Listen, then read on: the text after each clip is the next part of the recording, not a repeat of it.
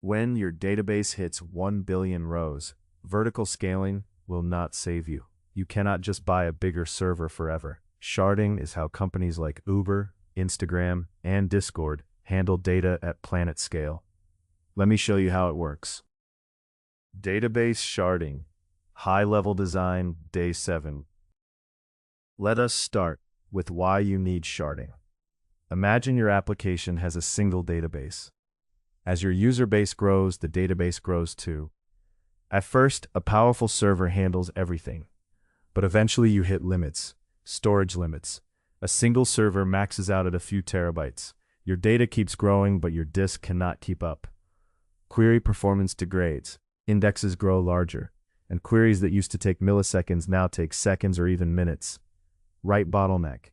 Every single write goes through one server. At hundreds of thousands of writes per second, that server becomes the bottleneck. Single point of failure. If that one database server goes down, your entire application goes down. No redundancy. Vertical scaling, buying a bigger server has a ceiling. At some point, the biggest server money can buy is not enough. That is when you need horizontal scaling. And for databases, horizontal scaling means sharding. Sharding means splitting your data across multiple database servers. Each server is called a shard, and each shard holds a subset of the total data. The shard key determines which shard a piece of data belongs to. There are 3 main strategies. First, hash-based sharding. Take the shard key, hash it, and modulo by the number of shards. For example, hash of user ID modulo 3 gives you shard 0, 1, or 2. Hash-based sharding gives you even distribution across shards. No hotspots if the hash function is good. But range queries become expensive because related data might be on different shards. Second, range-based sharding. Assign ranges to each shard. Shard 0 gets users A through H, shard 1 gets I through P, shard 2 gets Q through Z, or shard by date ranges for time series data. Range-based sharding is great for range queries on the shard key, but it can create hotspots. If most new users have names starting with S, that shard gets overloaded.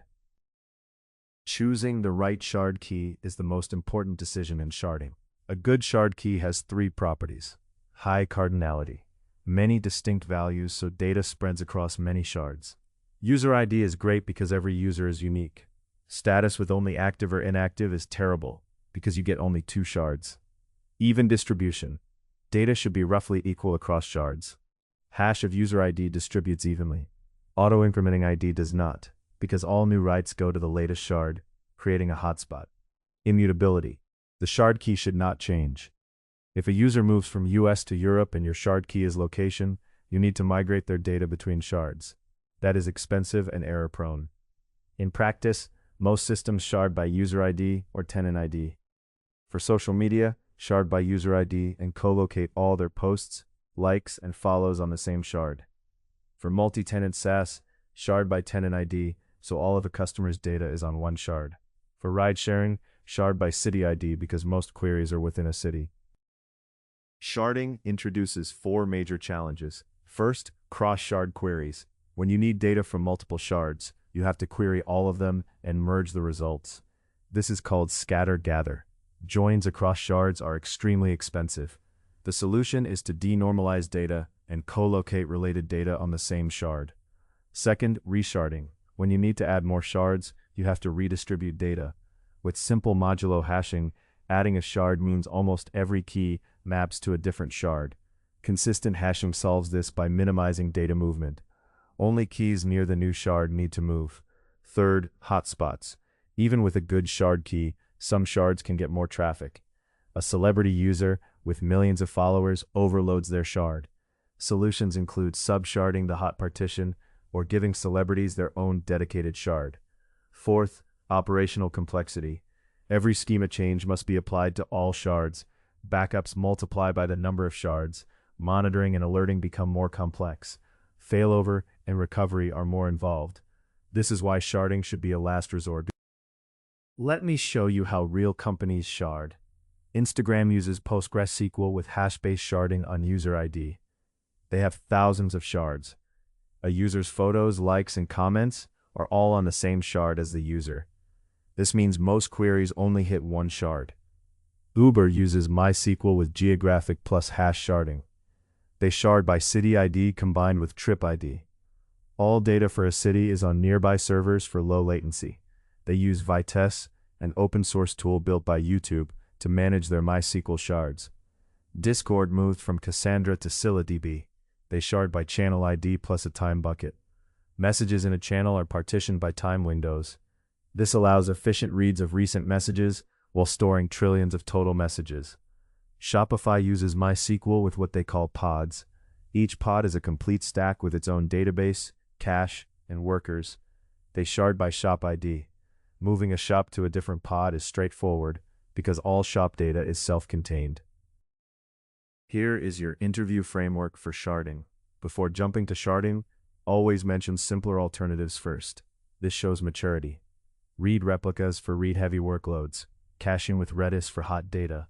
Vertical scaling if you have not maxed out the server. Query optimization with better indexes.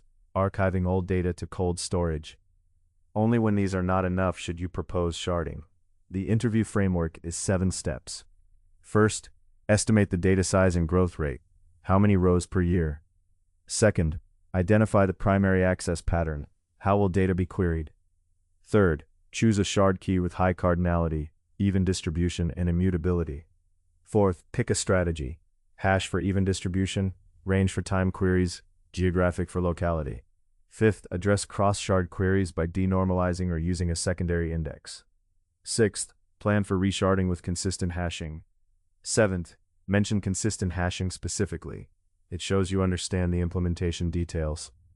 The pro tip is that sharding is a last resort. Always show you considered and ruled out simpler solutions first. 5 things to remember.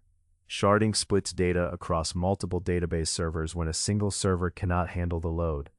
The shard key must have high cardinality, even distribution, and be immutable.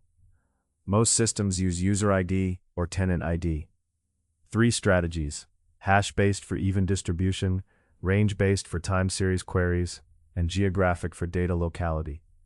The 4 big challenges are cross-shard queries, resharding, hotspots, and operational complexity.